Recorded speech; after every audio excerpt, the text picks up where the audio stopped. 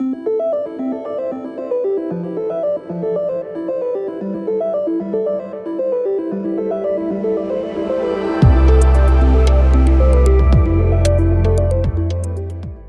a continuar. Hacia la equidad terapéutica, desafíos y oportunidades en el acceso a tratamientos oncológicos en España es el título del tercer y último debate. Voy a pedir, por favor, a los integrantes de esta mesa que se hagan la fotografía al inicio, por lo que una vez le vayas nombrando, si pueden pasar al lado del fotocol, se lo agradeceré. Doña Rocío Rodríguez García Vadillo, redactora de Diario Médico y la sección de Salud del Mundo, moderará a los siguientes participantes. El doctor César Hernández García, director general de Cartera Común de Servicios del Sistema Nacional de Salud y de Farmacia. El doctor César Rodríguez Sánchez, presidente de la Sociedad Española de Oncología Médica. La doctora María Victoria Mateos Manteca, presidenta de la Sociedad Española de Hematología y Hemoterapia. La doctora Carmen Rubio Rodríguez, presidenta de la Sociedad Española de Oncología Radioterápica. Don Juan Yermo Fuentes Pila, director general de Farmaindustria. Y doña Begoña Barragán García, presidenta de GEPAC.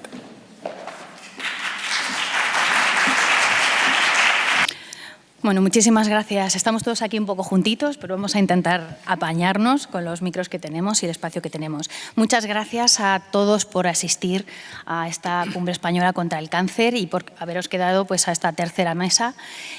Muchas gracias también a los ponentes por su tiempo y por compartir sus conocimientos.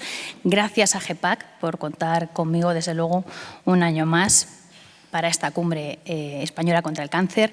Esta tercera mesa, bueno, quizá los temas son un poquito más espinosos, vamos a decirlo así, pero desde luego son temas que interesan muchísimo a los pacientes porque hablamos desde luego de cuestiones como las desigualdades entre comunidades autónomas en el acceso a los tratamientos oncológicos o, por ejemplo, los plazos para acceder a los tratamientos farmacológicos e innovadores, que bueno, en España es de 629 días de media, 112 días, por cierto, más que en el informe anterior. La cifra no es que fuera muy buena y incluso ahora es peor. Para ello, hemos reunido a diversos actores de toda la sanidad española pues, para analizar estos desafíos y estas barreras que a veces son económicas, a veces estructurales, a veces logísticas y para intentar, desde luego, buscar soluciones colaborativas, ideas que promuevan pues un acceso más equitativo a los tratamientos oncológicos en nuestro país. La dinámica de la mesa es similar a las mesas anteriores. Os voy a ir haciendo una pregunta a cada uno. Intentaremos, por favor, si os pido, porque la mesa es un poquito más amplia y tenemos el mismo tiempo. Así que os pido que seáis lo más breves y concisos posibles. De todas formas, estaré yo aquí pendiente y os estaré dando un poco la vara con el tema del tiempo. Empezamos con César Hernández García, director general de Cartera Común de Servicios del Sistema Nacional de Salud y de Farmacia.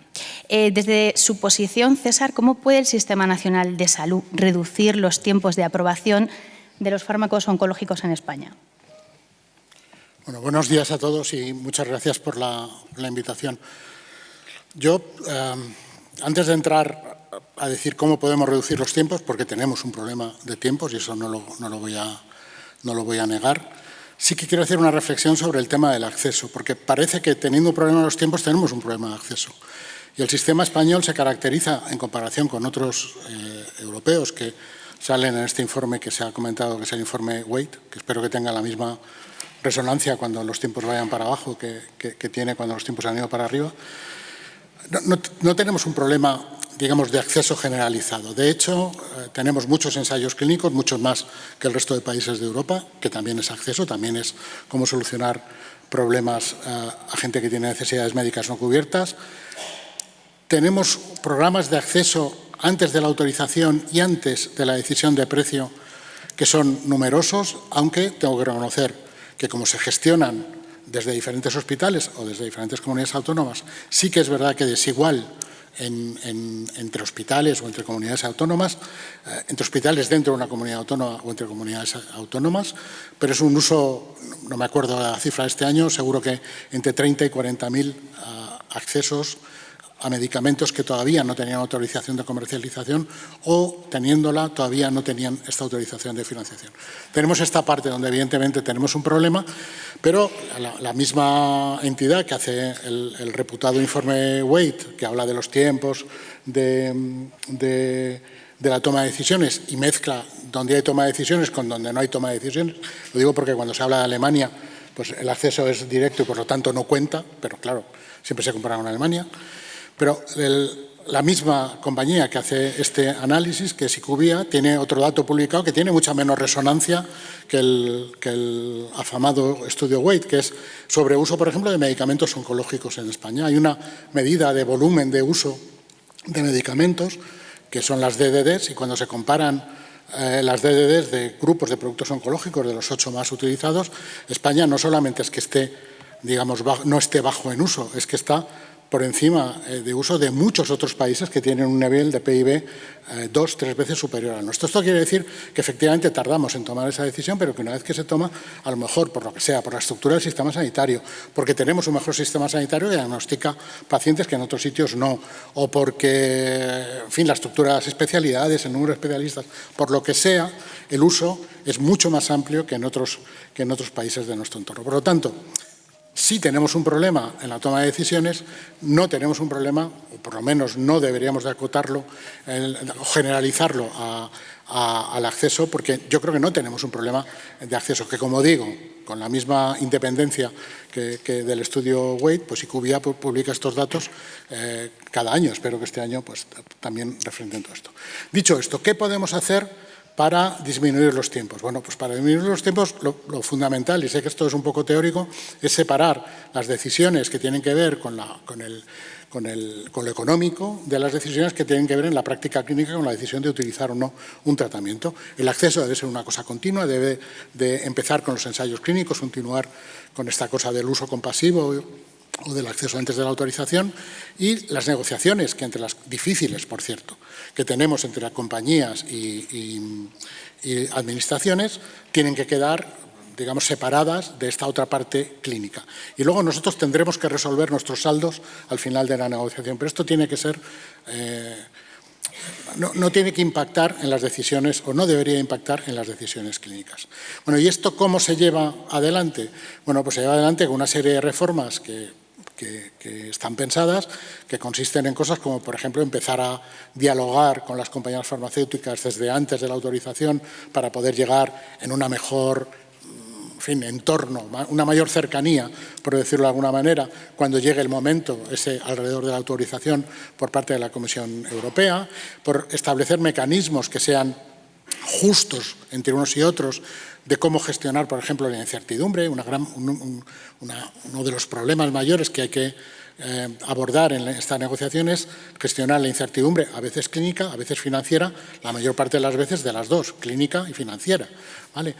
O cómo gestionar acuerdos condicionados que puedan ser fáciles al principio, porque esta incertidumbre la dejamos aparcada a un momento posterior en el que, de nuevo, digamos, resolvamos los saldos de esta incertidumbre, cuando sepamos realmente cómo el producto funciona y todo eso. Y esto estará desarrollado pues, en una serie de disposiciones legales, una modificación de la ley o nuevos reales decretos que esperamos que contribuyan a generar ese ambiente que nos permita llegar cuanto antes a posiciones próximas y, por lo tanto, llegar cuanto antes a decisiones de precio.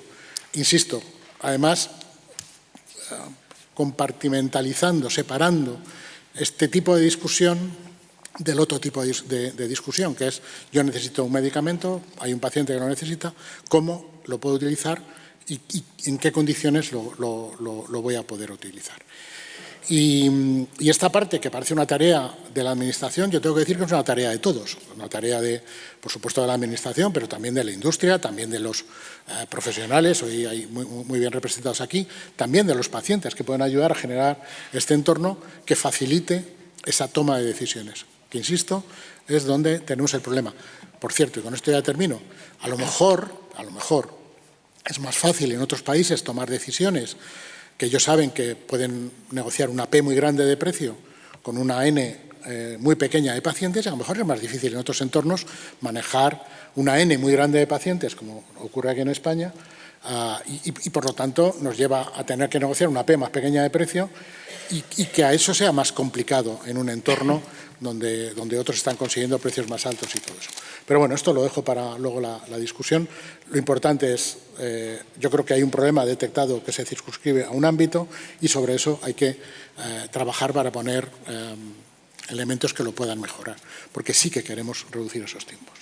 Gracias, César. Seguro que volvemos luego sobre este tema. César Rodríguez Sánchez, presidente de la Sociedad Española de Oncología Médica.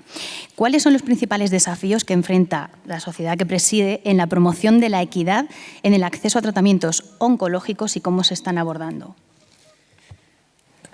Bueno, en primer lugar, agradeceros, Begoña, y a todo GEPAC la invitación.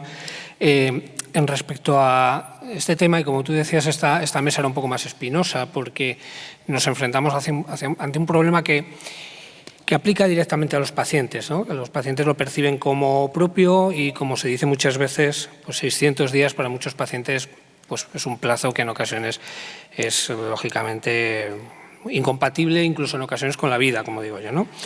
Quedaría muy retórico insistir en que desde la Sociedad Española de Oncología Médica exigimos mayor agilidad en los procesos de evaluación y de financiación, que exigimos equidad, porque eso ya lo decimos en todas partes. Entonces, buscamos sobre todo cómo podemos contribuir de una manera eficaz y, por decirlo de manera práctica, a que esto mejore. Nosotros compartimos, y en este sentido sí que estoy totalmente de acuerdo con César Hernández, en que se debe separar y deben de ser dos procedimientos diferentes, aquellos que evalúen la eficacia y la indicación de los fármacos que aquellos que evalúen desde un punto de vista de la financiación el precio. Pero estos procesos también, como han dicho, no tienen por qué ser secuenciales y pueden solaparse en el tiempo, de modo que reduzcamos los tiempos. Hay que hacer un análisis exhaustivo de dónde están los cuellos de botella. Un tiempo de aprobación, un tiempo siempre está compuesto por mucha serie de pequeños tiempos. Y en ocasiones los retrasos pueden que se estén centrando en situaciones muy concretas que van desde cuando se presenta el dossier de un determinado medicamento para que se empiece a negociar hasta que haya varias renegociaciones porque no haya acuerdo. Entonces, un análisis exhaustivo por parte de expertos de dónde se están produciendo los retrasos puede que nos lleve a ver que hay puntos donde estamos siendo muy eficaces y otros donde no. No necesariamente todos los tiempos están demorando en todos los puntos.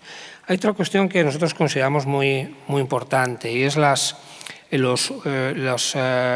priorización. Es decir, no toda la innovación terapéutica, y yo entiendo que cada uno piensa que su patología y que ese medicamento es el que él necesita, pero no toda la innovación terapéutica aporta el mismo valor. Ya no hablo de eficacia, ya no hablo de precio, hablo de valor.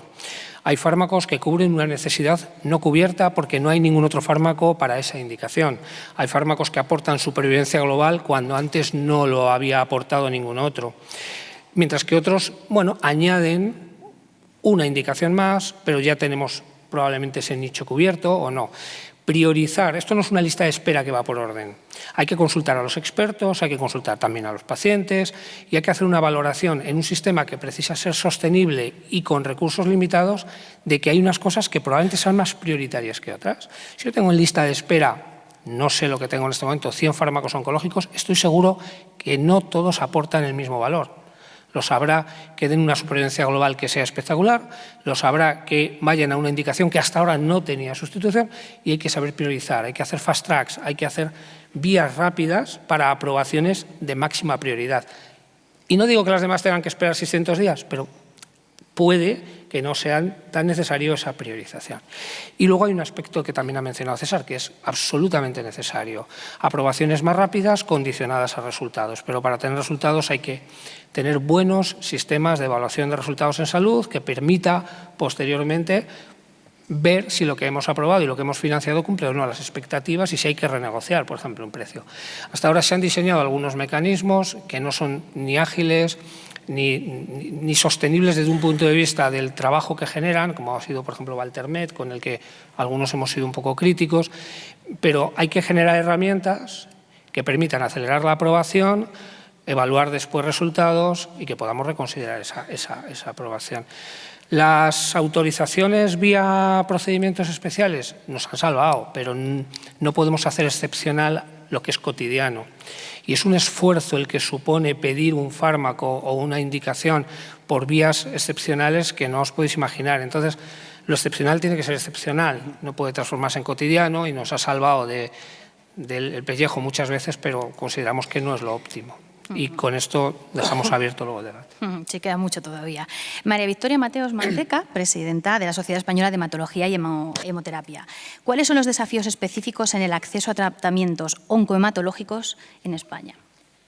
Bueno, podría exactamente replicar un poco lo que han dicho los dos César anteriores, cada uno representando diferentes aspectos. Pero yo diría que desde el punto de vista de los tratamientos hematológicos y, por supuesto, y un poco de manera independiente en los retrasos en la financiación, la propia financiación en sí para los tratamientos hematológicos es uno de los principales desafíos, porque aunque haya retrasos, el problema es que al final hay algunos fármacos que no llegan a financiarse y, por lo tanto, no llegan a los pacientes. Y España, y se ha comentado antes, es el líder en ensayos clínicos, con lo cual nos pone en una situación estupenda, pero al mismo tiempo en una situación peor en el sentido que nos ponen el caramelo en la boca, reclutamos un montón de pacientes, hay una serie de pacientes que además son seleccionados, con lo cual son los pacientes que tienen la gran suerte de, por ser candidatos, por vivir en determinados sitios, pueden acceder a esa innovación a través del ensayo clínico y una vez que se acaba el ensayo clínico contribuimos a que esos fármacos estén disponibles en otros países del mundo, pero aquí en España muchas veces no llegan. Por lo tanto, para mí ese sería probablemente el primer desafío. El segundo, una vez que llega el acceso y lo tenemos, es la equidad en las diferentes comunidades autónomas. Cada vez estamos viendo cómo hay pacientes que se cambian de domicilio para poder tener acceso a unas cosas u otras. Eso creo que debería ser inadmisible. Y creo que una vez que a nivel nacional hay financiación para una indicación determinada, pues debería ser el acceso nacional para todos los pacientes. Muchas gracias. Carmen Rubio Rodríguez, presidenta de la Sociedad Española de Oncología Radioterápica. ¿Cuáles son los retos más significativos en el acceso a tratamientos oncológicos basados en radioterapia y cómo puede SEOR, la sociedad que preside, contribuir a superar estos desafíos? Bueno, buenas tardes. En primer lugar, muchísimas gracias a Begoña Barragán y a GEPAC por la invitación a la oncología radioterápica a participar en esta mesa. Creo que es de vital importancia que tengamos visibilidad en este tema de la accesibilidad de los pacientes oncológicos a los tratamientos. ¿Por qué? Porque hablamos de que 280.000 pacientes van a ser diagnosticados y si hablamos de un 60% de pacientes que van a necesitar radioterapia, estamos hablando de más de 150.000 pacientes que van a recibir radioterapia este año debido a su enfermedad oncológica en las diferentes fases del proceso. Y la radioterapia en muchos de estos pacientes va a ser determinante para su curación y para que tengan una buena calidad de vida y una expectativa de largos supervivientes adecuada. Por lo tanto, nuestro principal reto es que todos los pacientes tengan acceso a una radioterapia de máxima calidad. Afortunadamente, en los últimos años ha habido una actualización de equipos, que luego hablaremos de la tecnología que nos está permitiendo hacer tratamientos cada vez más seguros y más eficaces, pero lo que tenemos que tener claro también es que los oncólogos radioterápicos son oncólogos que participan en las decisiones terapéuticas desde el diagnóstico y que van a tomar decisiones sobre el tratamiento del paciente. El paciente tiene que tener una cercanía con el oncólogo radioterápico porque muchas veces las decisiones de su futuro en cuanto al tipo de tratamiento que va a recibir va a depender de dónde le hayan visto. Es decir, hay una inequidad a nivel nacional y de todavía algunas comunidades autónomas que tienen provincias con hospitales en los que los comités de tumores no participan oncólogos radioterápicos y en este momento se están perdiendo oportunidades de tratamiento que podrían ser fundamentales. Esto es algo que nosotros desde la Sociedad Española de Oncología Radioterápica queremos poner de manifiesto, queremos promover desde luego el conocimiento de toda esta situación, tener los datos, tener unos índices de calidad que evalúen los resultados terapéuticos de todo lo que se hace en oncología, tanto en fármacos como en nuevos tratamientos en oncología radioterápica, que permitan ver las necesidades que vamos a tener. Como hemos dicho, nosotros somos fundamentales en el tratamiento desde el principio y también necesitamos investigar, porque en oncología radioterápica estamos haciendo tratamientos que van a depender también de los perfiles moleculares y perfiles genómicos que tengan estos tumores. La radiosensibilidad o la radioresistencia de los tumores necesita ser investigada y hay muy poca inversión, ya no gasto, como decían antes, sino inversión en oncología radioterápica para poder hacer ensayos clínicos. Desde SEOR estamos también promoviendo el Instituto de Investigación en Oncología Radioterápica con becas para ensayos clínicos multicéntricos. Necesitamos conocer nuevas estrategias de esquemas de hipofraccionamiento que están dando muy buenos resultados en técnicas como radiocirugía, SBRT, en cáncer de mama, en cáncer de pulmón, que además son coste efectivos y que van a ayudar a mantener la sostenibilidad del sistema sanitario, porque si estamos hablando de tratamientos que con técnicas tradicionales se tardaban en tratar una mama o una próstata más de 30 días, los costes no solo sanitarios, sino los costes de traslado, los costes de ambulancia, los costes laborales, etcétera, van a cambiar significativamente con estas nuevas estrategias de tratamiento. Y desde IRAD y desde SEOR estamos investigando todas estas líneas para mejorar los resultados. También estamos haciendo que los jóvenes investigadores en oncología radioterápica tengan más oportunidades. Estamos promoviendo un 5.º año en la especialidad para que tengan esas posibilidades de investigación. Estamos haciendo un máster con la Fundación CRIS contra el cáncer específicamente en investigación en oncología radioterápica. Es decir, estamos poniendo de nuestra parte todos los esfuerzos para dar visibilidad a esta necesidad y que todos los pacientes puedan acceder a estos tratamientos. Gracias, Carmen. Juan Yermo Fuentes Pila, director general de Farmaindustria. ¿Cuáles son los desafíos y oportunidades para la industria farmacéutica en garantizar un acceso equitativo a tratamientos oncológicos en nuestro país? Primero de todo, Rocío, muchas gracias, Rocío, por la pregunta y gracias a GEPAC por la invitación al evento. Bueno, yo creo que estamos todos de acuerdo que este objetivo de agilizar el acceso a los medicamentos de una forma equitativa es un objetivo común de todos los presentes, de la industria, por supuesto, de los pacientes, de los investigadores y de la Administración, ¿no? El tema aquí está el cómo, ¿no? Si empezamos igual con la primera parte de tu pregunta, en cuanto a las oportunidades, a mí me gustaría hacer un poco referencia a los estudios recientes, concretamente, hace un par de semanas hubo un webinar que nosotros organizamos en el que estuvo el profesor Lichtenberg de la Universidad de Columbia, un economista de la salud, y que mostraba claramente que entre los años 99 y 2016 en España el impacto de los medicamentos innovadores se traducía en una mejora de casi 3 años en la longevidad, en la esperanza de vida de los pacientes de cáncer, ¿no? Y eso es una media, o sea, que si miras algunos medicamentos en algunos tumores, pues es muy superior a los 3 años, ¿no? Eso es el pasado. Si miramos al presente hoy, pues tenemos en el año 23 se autorizaron por la EMA 39 medicamentos. De esos 39 medicamentos, 13, un tercio, son oncológicos.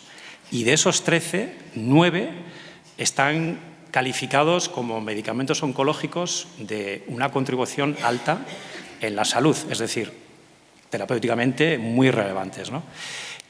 Ahora, si miramos a la situación real en España, pues sabemos que hay una diferencia importante entre lo que está autorizado y lo que está realmente financiado, ¿no?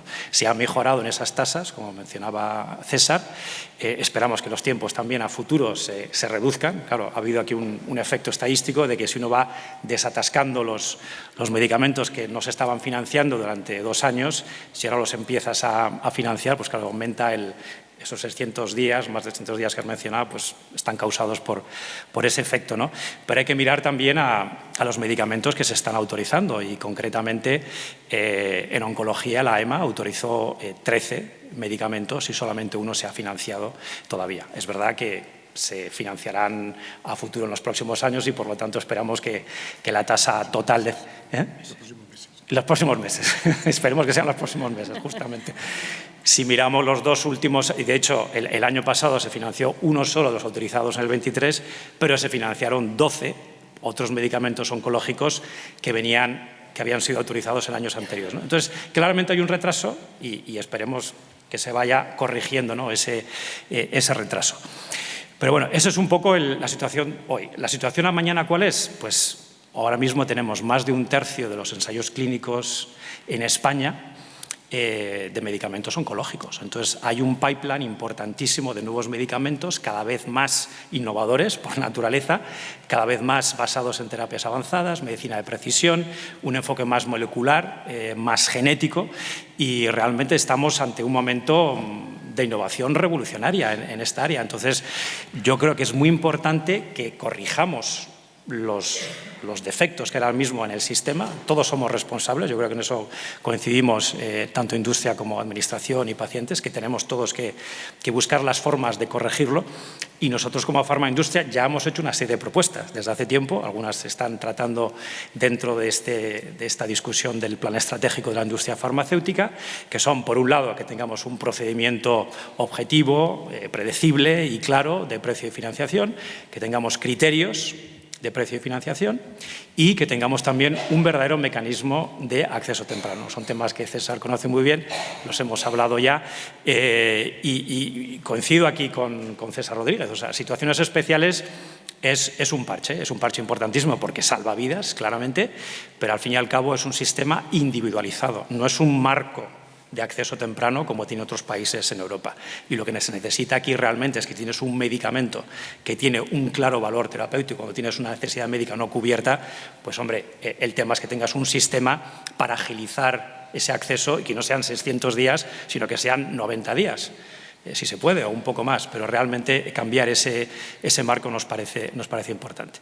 Y luego también me gustaría resaltar, por último, y ya acabo, que como vamos en este proceso revolucionario en la innovación en medicamentos y sobre todo en el área oncológica, yo creo que se ha dado un paso muy importante en el Ministerio, y es crear este nuevo catálogo de pruebas genéticas, el catálogo común. Nos parece un paso absolutamente crítico para justamente asegurarte que los nuevos medicamentos que se van diseñando estén lo mejor orientados a tratar la patología concreta del paciente. Gracias, Juan. Begoña Barragán García, presidenta del Grupo Español de Pacientes con Cáncer. Desde la perspectiva de los pacientes, ¿cuáles son las barreras más urgentes que enfrentan en el acceso a tratamientos oncológicos? Bueno, pues fundamentalmente aquí está. Las barreras nos están costando la vida.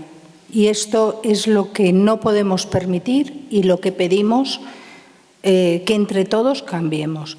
Nadie mejor que los pacientes podemos entender que el sistema tiene que ser sostenible para que llegue a todos, pero lo que no podemos es permitir que mientras se hace sostenible, mientras discutimos precios, mientras la industria decide, se hacen estrategias, las administraciones, los pacientes se mueren. Y se mueren de verdad, y creo que todos los que estamos en la mesa lo sabemos.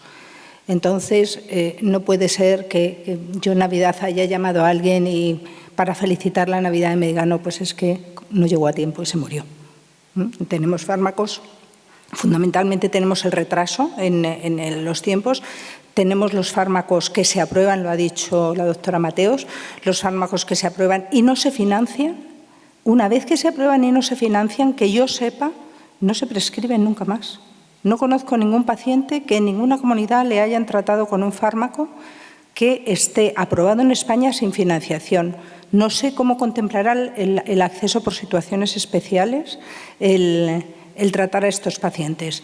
Pero el hecho real que sí sé es que no se les trata. Y o que se lo pagan de su bolsillo o si no tienen otra opción de tratamiento, pues se muere. Y ya está. O sea, no tienen la opción. Entonces, yo creo que estamos en un país que tenemos muy buena investigación, muy buenos profesionales, un buen sistema sanitario, que también hay que decirlo, que hay que reconocerlo, pero que tenemos nuestras dificultades y tenemos nuestros problemas. Bueno es reconocerlos y ponernos a trabajar, pero mientras trabajamos y funcionan, habría que buscar un mecanismo para que no tengamos que decir en ningún sitio que dejamos morir a un paciente en España teniendo un fármaco que puede funcionar en su caso. Muchas gracias, Begoña.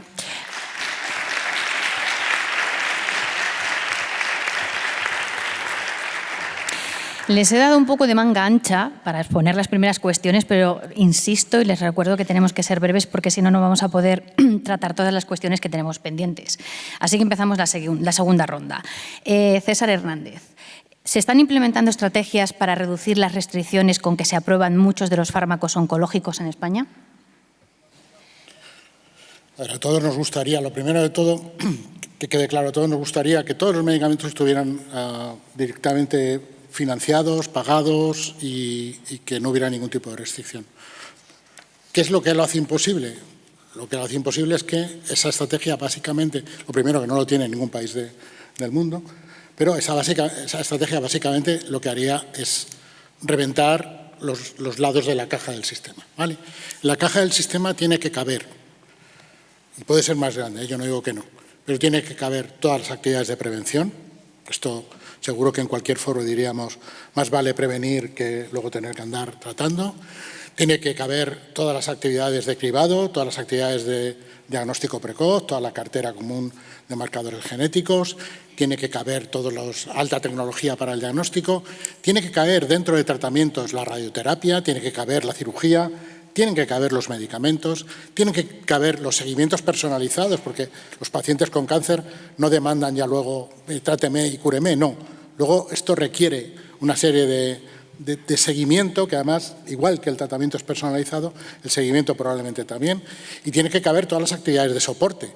De soporte me refiero a todo que no tiene que ver necesariamente con lo que es sanitario, sino con ese apoyo en términos de, laborales o en niños de escolarización, bla, bla, bla, bla. Bueno, todo esto, ¿vale? En el caso de cáncer tiene que haber, pero en el caso del resto de enfermedades tiene que haber una caja. Yo lo siento mucho, pero todas las llamadas a la sostenibilidad, que seguro que compartimos aquí, se diluyen cuando se trata tema a tema, porque ya no es la sostenibilidad del sistema, es mi producto en el contexto de todo. Y otra cosa además, que es decir, cuando se autoriza un medicamento, se autoriza en una indicación que, bueno, con criterio de riesgo-beneficio puede ser un poco más amplio de lo que hay en el ensayo clínico.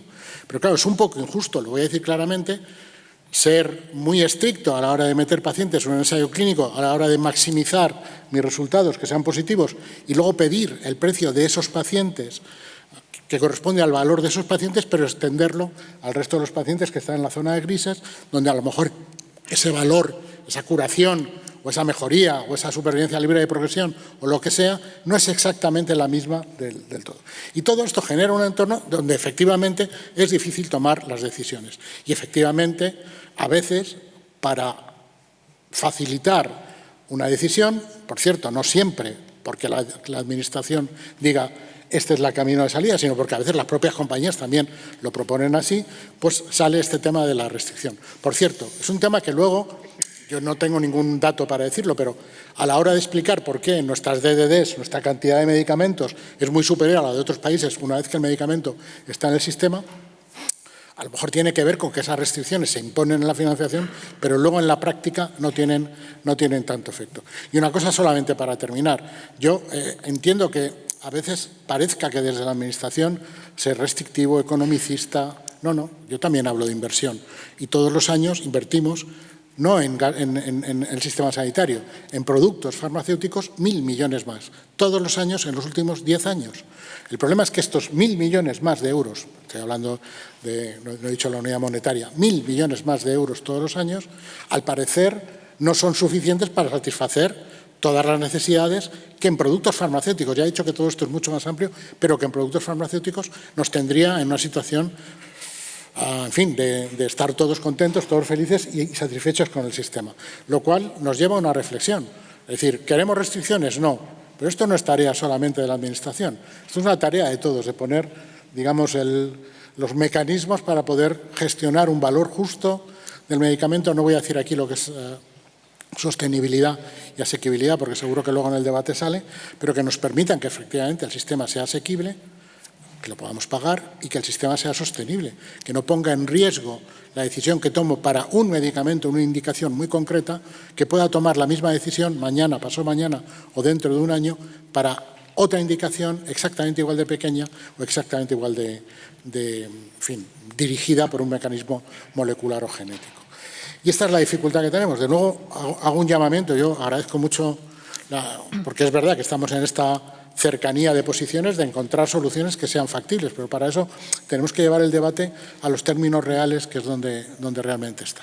Gracias, César. César Rodríguez, ¿Cómo puede SEON contribuir a la formación y concienciación de profesionales de la salud para mejorar la atención oncológica y el acceso a tratamientos?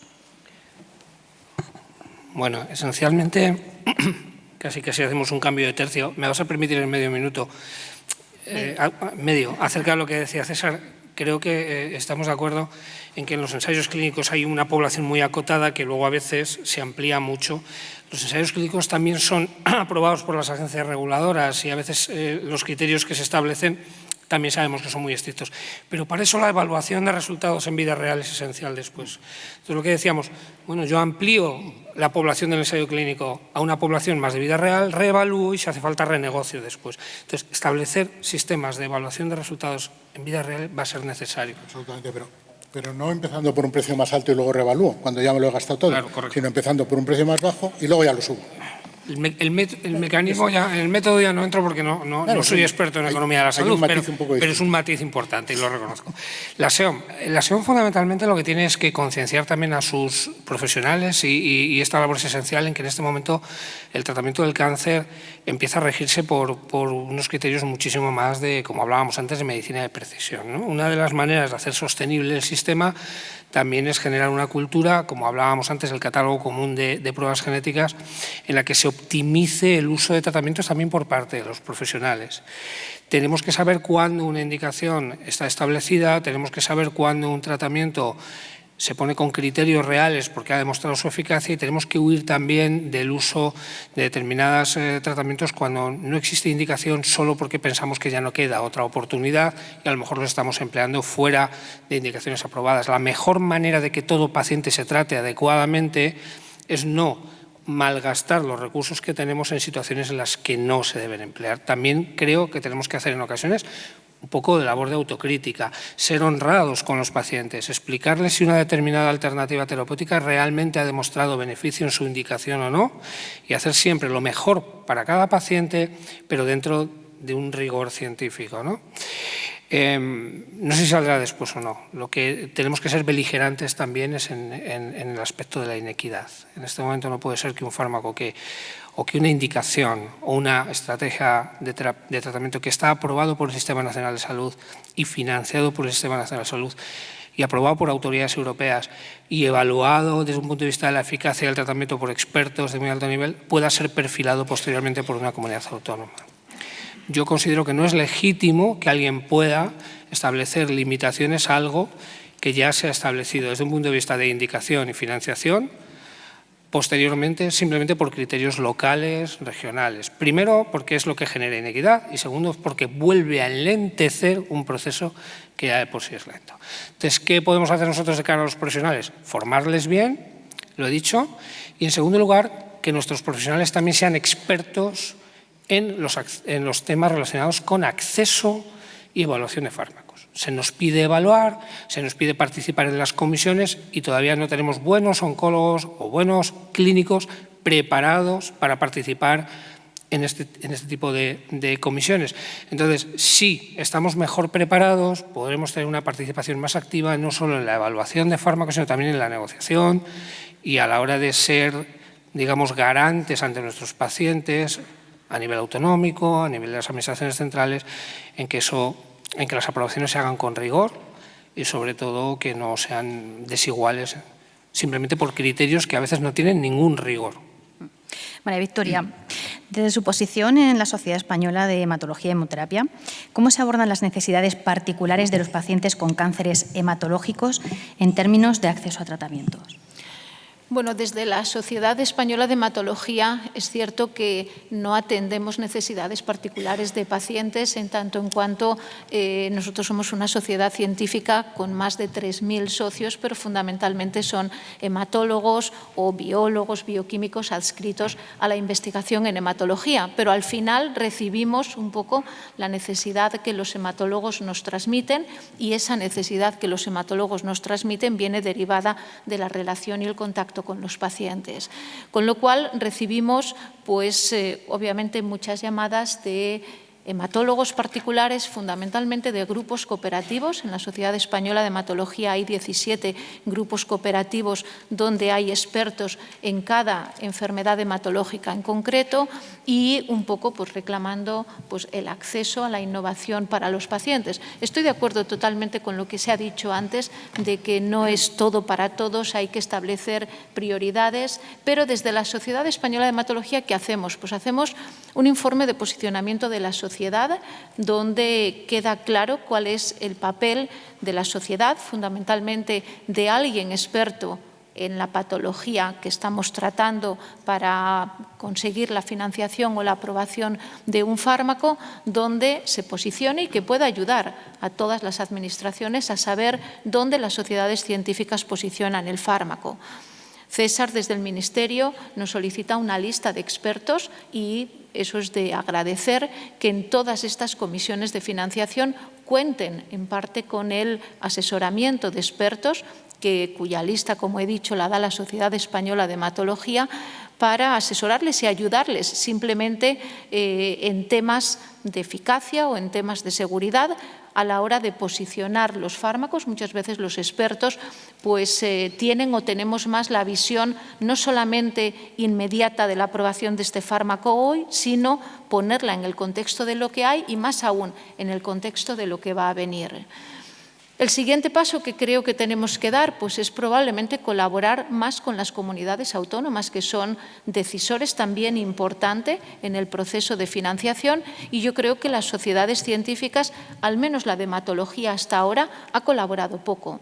Sabemos que existen pues, grupos regionales de hematología prácticamente en cada comunidad autónoma, hay presidentes y probablemente la sociedad pueda colaborar con ellos para acceder también a las comunidades autónomas y, como decía César, que no se establezca un proceso aún más de limitación una vez que la financiación está hecha. Le voy a dar un punto positivo a María Victoria por la brevedad.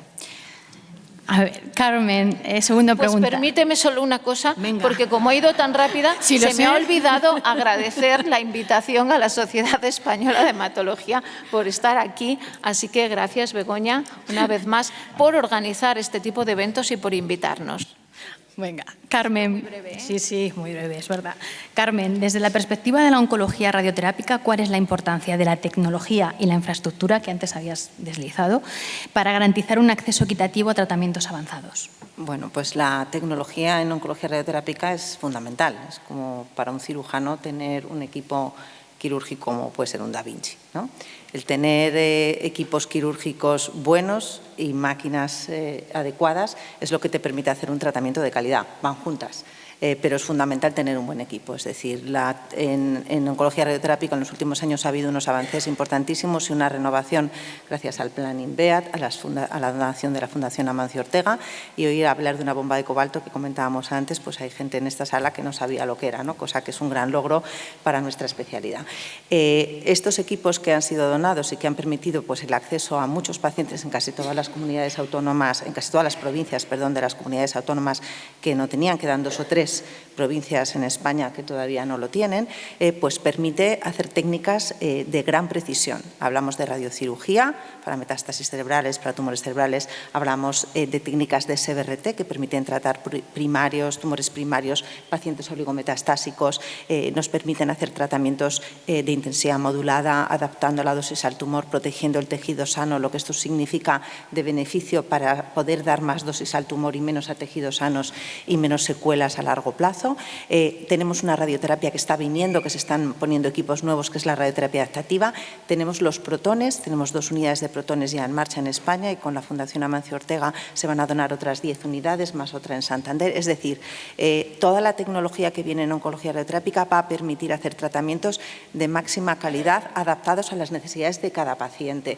Y nosotros desde la sociedad tenemos el reto de que estos servicios den esta cartera de servicios beneficios a los pacientes que puedan acceder.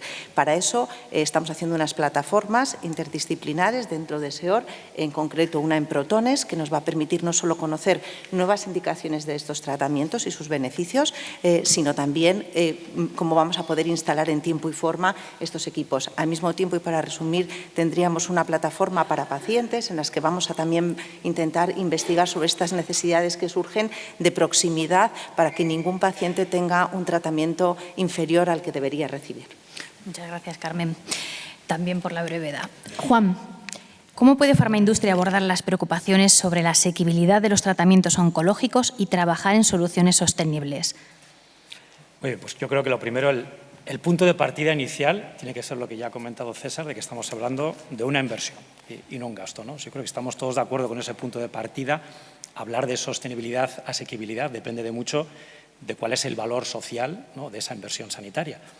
Y aquí me gustaría recoger un dato del último estudio que ha hecho el Instituto Sueco de Economistas de la Salud, de Economía de la Salud, que pone a España en un ranking elevado en cuanto a eficiencia de la inversión sanitaria, con unos resultados en salud que están por encima cuando tienes en cuenta lo que es el dinero que se invierte en sanidad en España, ¿no? Y un ejemplo concreto es el de la supervivencia en cáncer de colon, que está igual en España que en Holanda, en el 63%, y sin embargo Holanda tiene una inversión sanitaria que es el doble de la española. O sea, que ese es el primer punto de partida. Creo que en general España está en una buena situación, si es verdad que la inversión total sanitaria en España es inferior de la media en la Unión Europea. De hecho, estamos en el puesto 15 de 27 países. Entonces, ¿que se puede hacer más, se puede hacer mejor? Pues sí. Tenemos resultados en salud que están por encima de la media, pero inversión sanitaria que está por debajo de la media. Concretamente, en el caso de los medicamentos, si uno mira los últimos 20 años, vemos estabilidad en lo que es la inversión farmacéutica con respecto al PIB, alrededor del 1,5 o 1,6% del PIB en los últimos 20 años, y con respecto al gasto público total, una disminución. O sea, hace 20 años el Estado español invertía más en fármacos de su presupuesto total, del gasto presupuestal del Estado, que lo que hace hoy, ¿no? Entonces, bueno, yo creo que la sostenibilidad, los datos hablan por sí solos, ¿no? Y luego, cuando miramos los datos del estudio que mencionaba antes de Lichtenberg, el mismo que hablaba del aumento de longevidad, también él calcula el coste-efectividad de esos medicamentos innovadores entre el año 1999 y el 2016. ¿Y qué determina él? ¿Qué estima? Un coste para el sistema sanitario de poco más de 3.200 euros por año de vida adicional. Es decir, una eficiencia muy elevada para esa innovación en ese periodo de tiempo, ¿no?, que es en el que se concentra el estudio. Claramente estamos hablando de la situación actual y, en el caso de este estudio, de lo pasado. Ahora la pregunta es qué va a pasar a futuro. Y aquí yo creo que el tema que está poniendo en la mesa César y Marimí y Carmen es el de la priorización. Estamos todos de acuerdo. Hay unos recursos limitados, la caja que menciona César, y evidentemente si vamos a una medicina más basada en la individualización, en medicina de precisión, una medicina más compleja, en la que tienes un número de pacientes más limitados, pues claro, el coste por paciente va a ser más elevado. Entonces, tú tienes que asegurarte que tienes los resultados en salud que tú esperas de ese medicamento, y por eso es tan importante, ¿no?, crear este sistema, un sistema adecuado para España, que permita un manejo de la incertidumbre, ¿no?, de los nuevos medicamentos que tienen, ¿no?, una incertidumbre terapéutica y también, por supuesto, puede tenerla económica. Y aquí lo que necesitamos es un diálogo temprano entre la industria y la administración. Lo ha mencionado también César y eso es absolutamente crítico. Y también, perdón, el otro César ha mencionado las plataformas, ¿no?, de seguimiento del valor real, el valor en vida real del medicamento y también de los pagos que se están realizando. Si no, no puedes tener un sistema de pagos por resultados y un sistema que maneje bien la incertidumbre si no tienes estas plataformas que funcionen bien, y claramente con la innovación digitalizada que tenemos ahora, pues tenemos la capacidad de instalarlas. Hay que invertir, por supuesto, en estas plataformas para que funcionen y nos permita un seguimiento de los resultados en salud y un seguimiento de esos pagos por resultados. También se dicen, César, las cosas positivas. Para la inversión que tenemos somos eficientes. por lo que ha insistido. No digo yo que no, ¿eh? Juan. No digo yo que no. Sí. Begoña, la segunda cuestión. ¿Cuál es el papel de las asociaciones de pacientes como GEPAC en la formación e información de los pacientes para lograr un acceso equitativo a los tratamientos oncológicos? Bueno, pues en las asociaciones sí que tenemos el conocimiento de lo que está pasando, el dibujo, porque tú cuando eres un paciente individual realmente te crees que, bueno, esto que me han dicho es lo único que hay, ¿no? Cuando rascas un poquito a lo mejor no es lo único que hay, a lo mejor no estás en el mejor centro para ser tratado, a lo mejor existen unos tratamientos mejores en otra comunidad, antes lo ha dicho la doctora Mateos. Entonces, en las asociaciones sí que hacemos un papel muy importante de información a los pacientes. El paciente que nos llega, el problema es el que no nos llega. A nosotros, cuando nos llega un paciente, le orientamos bien, incluso le ayudamos a lo del cambio de domicilio. Esto es algo muy habitual y lo recomendamos porque a veces es la solución rápida, que no debe ser la ideal, pero es una solución y muchas veces lo hacemos así porque es muy difícil cambiarte, sobre todo cuando hablamos de cambios de comunidad. Dentro de comunidades más o menos podemos cambiar de centro, no siempre muy fácil en todas las comunidades, pero cuando tenemos que cambiar de comunidades autónomas es una locura, incluso para ensayos clínicos en ocasiones. Cuesta trabajo, es mucho más rápido empadronar al paciente que pueda entrar directamente al hospital. Entonces, aunque esto no debería ser así, esta información la damos y procuramos estar en contacto permanente con las sociedades científicas, con los oncólogos, hematólogos, para tener la información de primera mano, ¿no? Y también recomendamos hacer ejercicio físico, ¿no? Lo que pasa es que con respecto al ejercicio físico hay que estar vivo para poder hacerlo. Entonces, necesitamos hacer otra serie de cosas antes y por eso en las asociaciones de pacientes tenemos en marcha programas como Cáncer Cuestión de Estado, que dentro de ese programa es desde donde ayudamos a los pacientes a reclamar allá donde hace falta, bien a nivel comunidad, muchas veces, la mayoría de las veces es a nivel comunidad, pero a veces también es a nivel de administración central. Gracias, Begoña. No tenemos mucho tiempo, nos quedan 25 minutos. Vamos a hacer como en la mesa anterior, vamos a ir intercalando la última cuestión que les voy a plantear a los ponentes con preguntas del público. Le voy a pedir a los ponentes que sean, por favor, muy breves y al público cuando intervenga que también, por favor, intente ceñirse lo más posible. César Hernández. ¿Cuáles son los motivos que impiden la financiación de fármacos oncológicos aprobados en España para pacientes sin otra opción de tratamiento posible? Cuando no se financia un medicamento, básicamente es porque no se llega a un acuerdo de precio. Los medicamentos, cuando están autorizados, están autorizados. Y la financiación nunca pone en cuestión una financiación. Antes ha dicho, perdón, un beneficio-riesgo. Es decir, uno puede decir que no lo paga, pero la cuestión es porque el precio que le están pidiendo no es acorde a los resultados que ese medicamento teóricamente está aportando. Ha dicho antes una cosa Begoña, y que no creo que haya medicamentos. Cuando hay una decisión de no financiación no se utilizan medicamentos. Yo no te diría no se utilizan, sí se utilizan, pero de forma desigual. Es decir, hay sitios donde sí y veces que sí, o pacientes que sí, lo cual podría incluso estar justificado, porque dentro de lo que es un tratamiento no financiado, pues podría haber pacientes que hubieran agotado otras posibilidades de tratamiento y otros que a lo mejor, yo qué sé, sean intolerantes o lo que sea.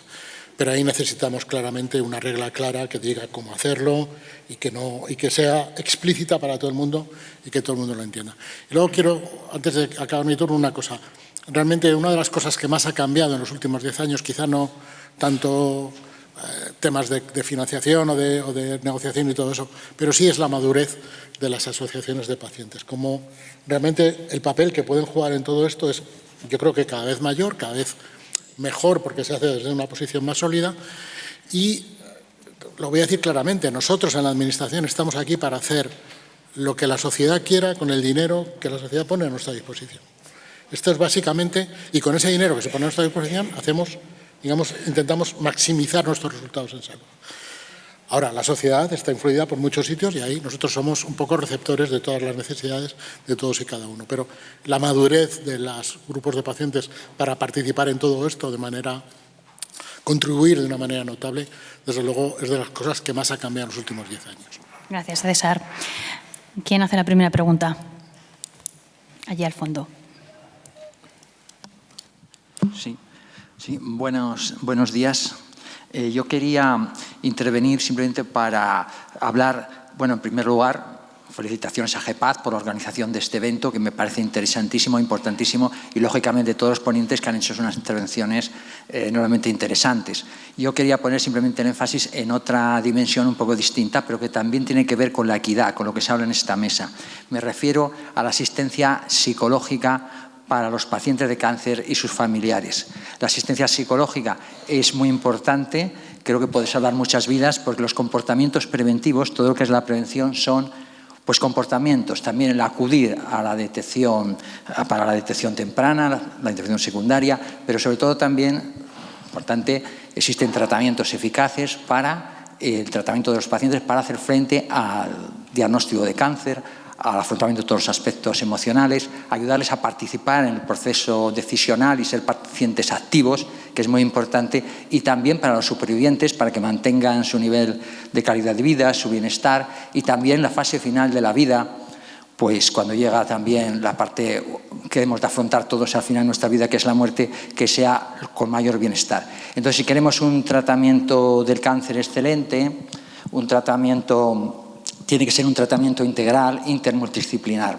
Entonces, las asociaciones, los profesionales de la psico-oncología y los profesionales de los paliativos, junto con el Colegio de Psicólogos, hemos hecho una propuesta al Ministerio y a las comunidades autónomas de creación de la especialidad de psico-oncología y psicología paliativa, que haría posible que todos los pacientes que en este momento no pueden acceder de forma equitativa, porque hay muchas diferencias por comunidades autónomas, incluso dentro de cada comunidad autónoma de los distintos hospitales, no todos tienen acceso a esa calidad de asistencial psicológica. Hoy existen tratamientos efectivos de alta calidad, con intervenciones altamente eficaces, y sería posible que todos los pacientes, los que están en oncología radioterápica, los que están en hemato-oncología, los que están en oncología radioterápica, estuvieran recibiendo ese tipo de tratamientos, y nos queda mucho para ello.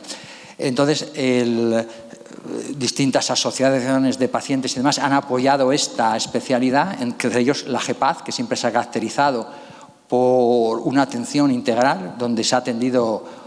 No solamente se han reclamado aspectos de la aplicación de los tratamientos médicos, sino también ha llevado a cabo una labor de esa atención psicológica. Entonces, simplemente me gustaría incidir en este aspecto y preguntarles qué piensan sobre esto, porque yo creo que todos los pacientes tienen derecho a recibir la máxima calidad en cuanto a la atención psicológica, y creo que esa especialidad podría hacer posible eso. Se atendería a muchísimos más pacientes, con un personal especializado, con los tratamientos más eficaces que existen en la actualidad, ¿no? Y yo creo que eso también podría contribuir no solamente a ese bienestar emocional y de calidad de vida, sino en aspectos también incluso a la supervivencia, digo, por los hábitos preventivos, por la capacidad de toma de decisión que tendría el paciente y todo este tipo de cuestiones. Nada más, muchísimas gracias. ¿Quién quiere aportar algo? Yo era un poco lo que trataba de señalar cuando hablaba de la integralidad de todo el abordaje del cáncer, desde el diagnóstico a ese tipo de soporte que yo creo, sinceramente, que corremos un riesgo de, por aquello de que los medicamentos son fáciles de meter en cajas y ponerle un precio a cada una de las cajas o viales, medicalizar lo que debería de ser un tratamiento que va mucho más integrado, que incluye alta tecnología, se ha mencionado, que incluye cribados, que incluye enfoques poblacionales y que incluye enfoques de apoyo a los pacientes, de soporte en las situaciones de cualquier momento del cáncer, de tanto del diagnóstico como del seguimiento, como del final de la vida, que tienen que ser también circunscritos. Si esto hay que hacerlo con una especialidad o no, eso cae fuera de lo que es mi negociado. Si esto, digamos, hay que enfocarlo de una manera u otra, cae más dentro de salud pública que no del mío, pero desde luego yo no tengo ninguna duda que tiene que ser un enfoque integral. Y eso sí que lo quiero decir, todo digamos, apunta a la misma caja. César Rodríguez, ¿cuáles son las iniciativas de SEOM para abordar las disparidades regionales en el acceso a tratamientos oncológicos?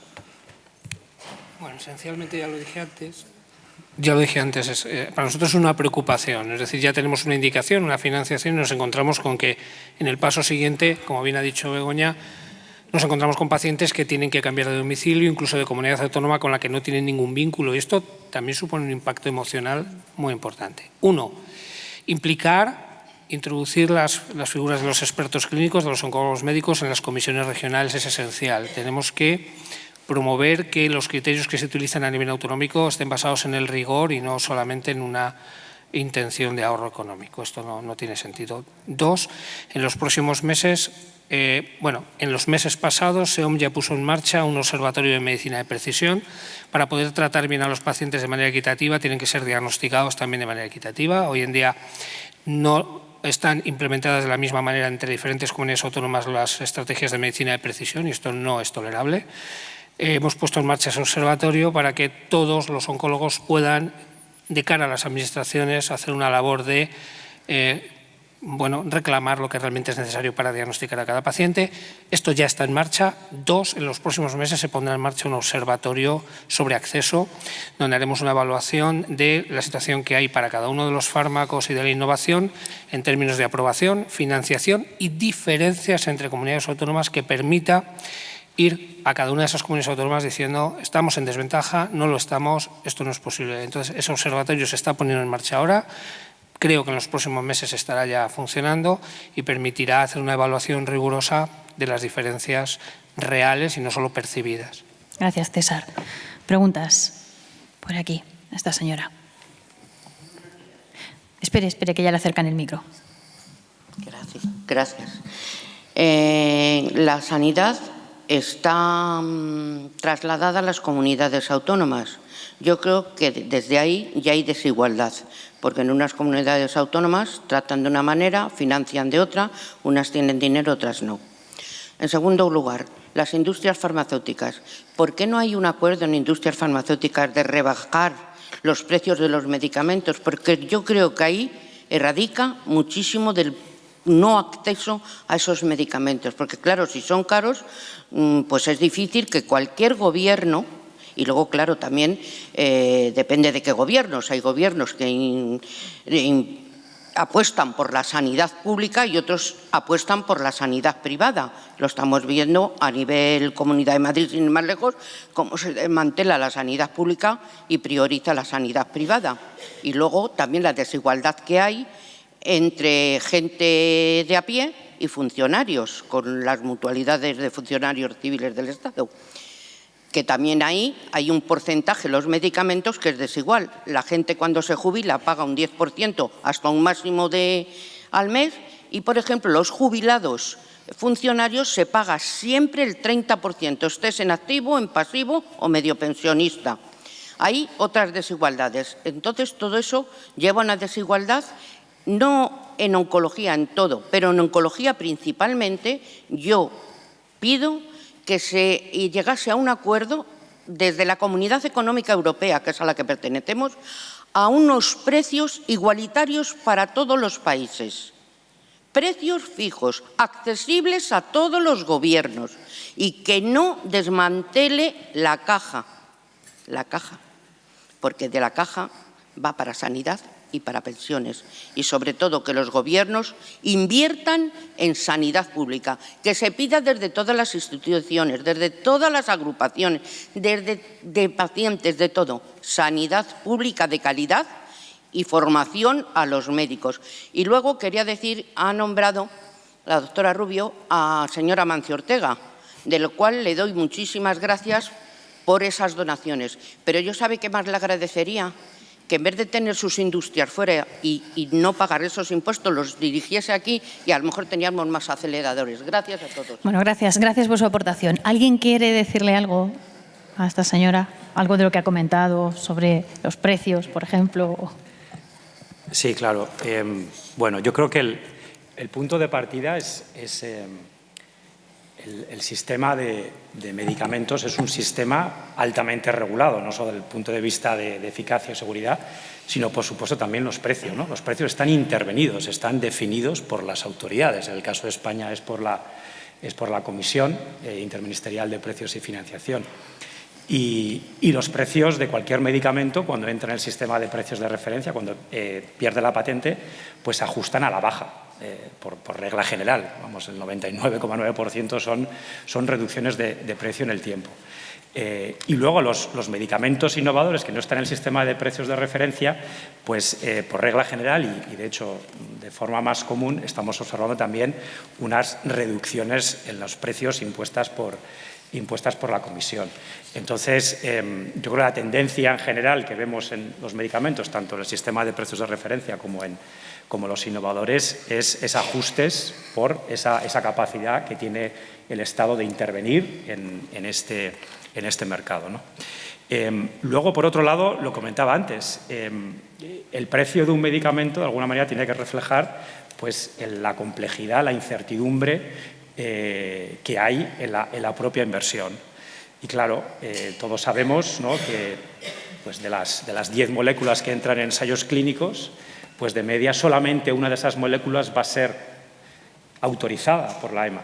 O sea, 1 de cada 10, ¿no?, de esas moléculas que entran son financiadas. Pero claro, si tú eres una empresa farmacéutica, tú estás financiando las 10 investigaciones, las 10 líneas de investigación, no solamente la que, digamos, tiene el éxito y es autorizada. Entonces, es un tema complejo, hay una alta incertidumbre, es una inversión de muy largo plazo, el periodo preclínico más el clínico, estamos hablando de más de una década, a veces 12 años hasta que uno consigue una molécula que consigue pues, o mejorar la vida del paciente o por lo menos cronificar una enfermedad, o en algunos casos incluso salvar la vida del paciente.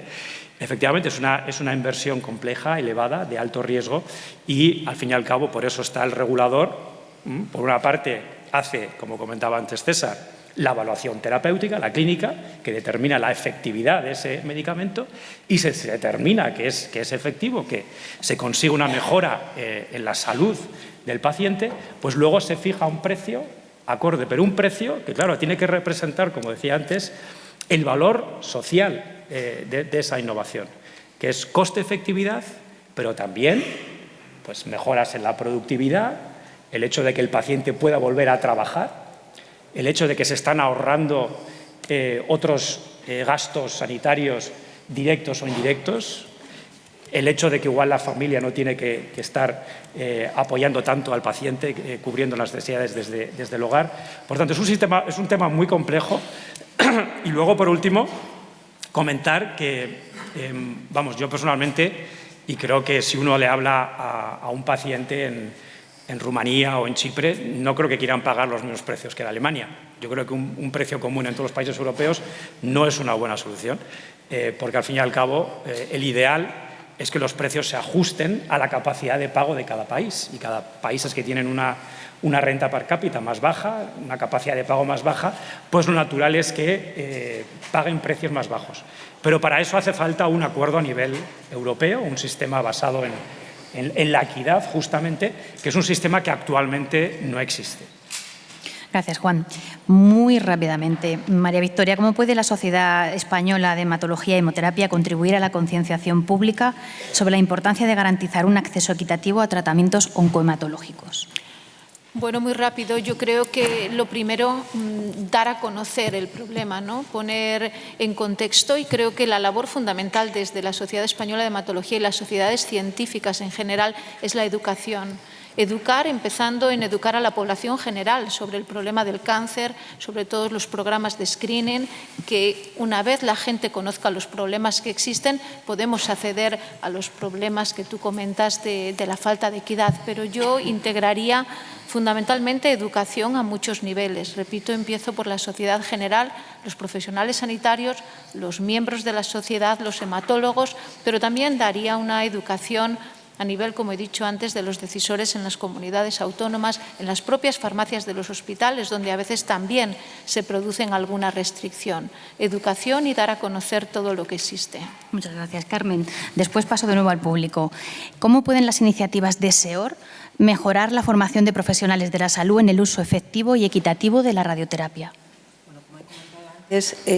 un equipo de radioterapia es una máquina, quien lo mueve es un equipo de profesionales que tienen que tener una formación adecuada, no solo desde la especialización de cada oncólogo radioterápico, que como oncología médica y otras especialidades está subespecializada por tumores y tienen que tener un conocimiento científico y una formación cualificada. Están también los radiofísicos, están los técnicos en radioterapia, requieren un nivel de cualificación también muy alta por la responsabilidad que implican sus tratamientos, y desde la Sociedad Española de Oncología Radioterápica tenemos una escuela de formación avanzada en oncología radioterápica y estamos trabajando en grupos de trabajos por patologías de tumores con oncólogos radioterápicos, pero también trabajamos con SEON, con emprendedores, que son foros de trabajo, de intercambio científico, con la Sociedad Española de Oncología, la Sociedad Española de Física Médica, que es el foro de trabajo que tenemos con ellos de retos comunes.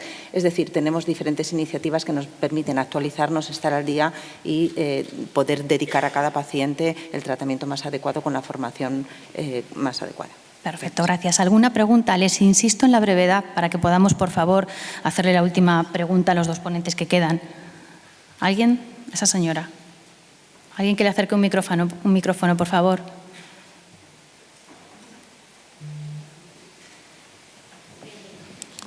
Yo solo quiero hacer una pregunta para todos. Me gustaría que la supervivencia libre de progresión fuese igual en todas las comunidades autónomas, y no es igual en todas las comunidades autónomas. Dependiendo de dónde vivas, tienes una supervivencia mayor. Deberíamos igualar esto, porque yo estoy en un hospital bueno de referencia y veo muchas mamás que vienen de otras comunidades autónomas que dejan a sus hijos de 6 o 7 años para venir a Madrid. Tienes el problema del cáncer y el problema de dejar a los hijos. Necesitamos tener la misma supervivencia en todas las comunidades autónomas, que los políticos entre ellos se relacionen. Los médicos tienen los conocimientos necesarios, pero necesitamos que la equidad entre comunidades autónomas sea igual, que yo tenga la misma supervivencia que una mamá en un pueblo de Lugo. Ya decíamos que estas disparidades por comunidades son un tema que importa mucho a los pacientes. ¿Sí puedo decir una Claro, cosa? adelante. No, yo creo que es muy importante y el concepto no es tanto... Quiero decir, el sistema tiene que ser un sistema líquido, permeable, que la gente encuentre dentro del sistema aquella atención que es la que debe de recibir. Porque por definición no puede haber ni unidades, yo qué sé, no puede haber protonterapia en cada hospital del sistema sanitario, ni a lo mejor para determinado tipo de tumor raro o que requiere una cirugía muy compleja se puede dar en el mismo sitio. Pero al mismo tiempo la gente tiene que tener derecho a vivir en la proximidad donde vive habitualmente y que no sea la gente la que se adapte al sistema, sino que el sistema se adapte a la gente.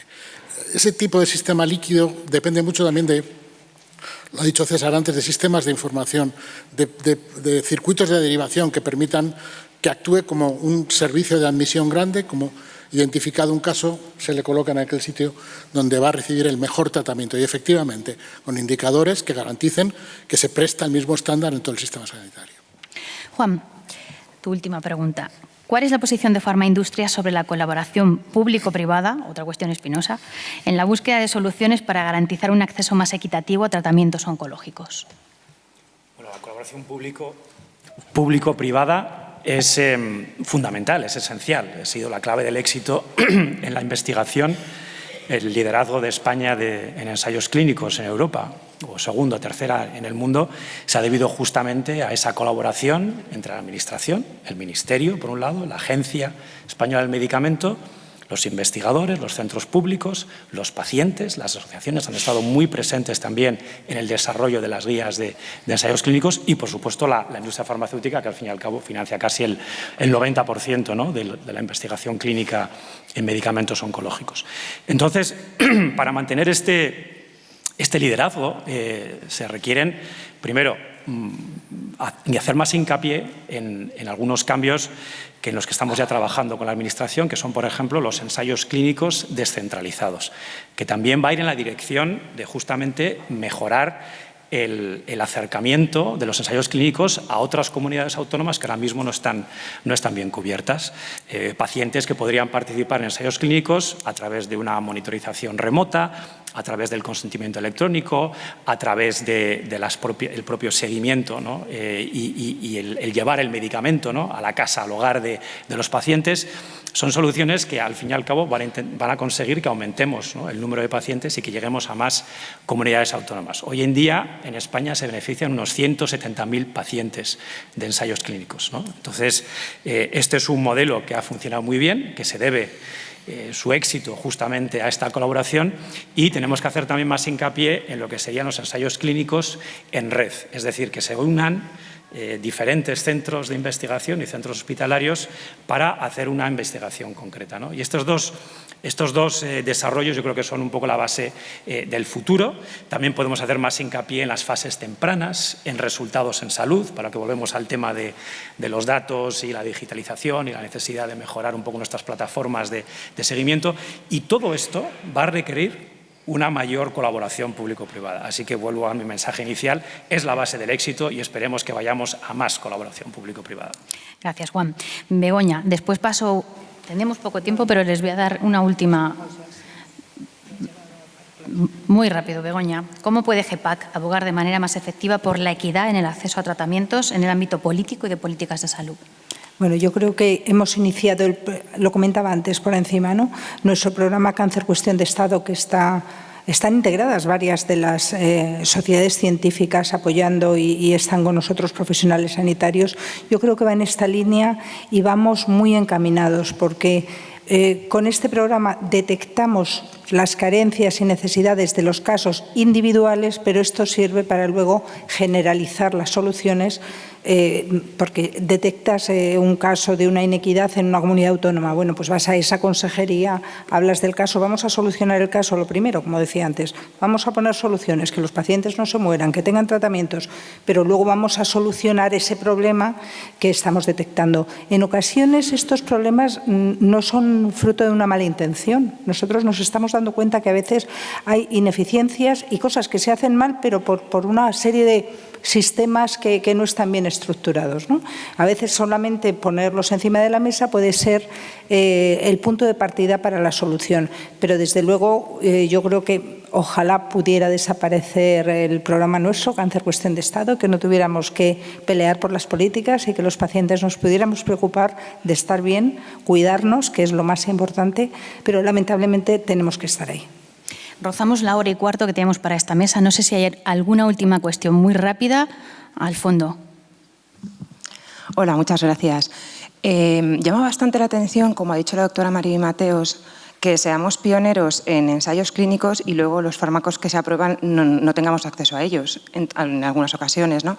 Entonces me pregunto si a nivel europeo si el aspecto más limitante es el financiero, porque no entiendo cómo ocupamos una posición tan baja respecto a los 25 países, si no creo que a nivel Producto Interior Bruto estemos a ese nivel.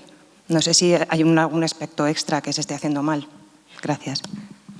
¿Quieres comentar? No, yo solamente decir que la aprobación europea está basada fundamentalmente en un análisis de los datos de eficacia y seguridad, y es por ello por lo que la Agencia Europea del Medicamento, cuando eso ocurre, aprueba un fármaco, pero la financiación luego queda limitada a país por país, y ese es el problema fundamental, y a lo mejor César quiere comentar algo.